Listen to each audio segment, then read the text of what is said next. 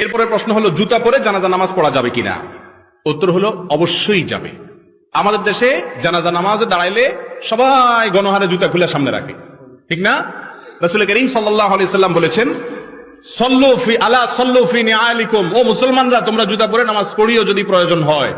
কারণ ইহুদিরা জুতা পরে নামাজ পড়ে না, জুতা খুলে নামাজ পড়াটাকে জরুরি মনে করে। তোমাদের কখনো ঠেকায় পড়ে গেলে দরকার হলে জুতা পরে নামাজ পড়তে পারো। জানাজা নামাজ তো বাহিরে পড়া সুন্নাত, মসজিদে না। তো বাহিরে নামাজ হলে জুতা পরেই নামাজ পড়ার কথা।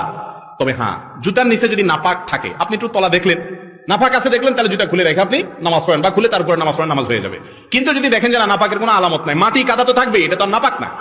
মাটি কি নাপাক?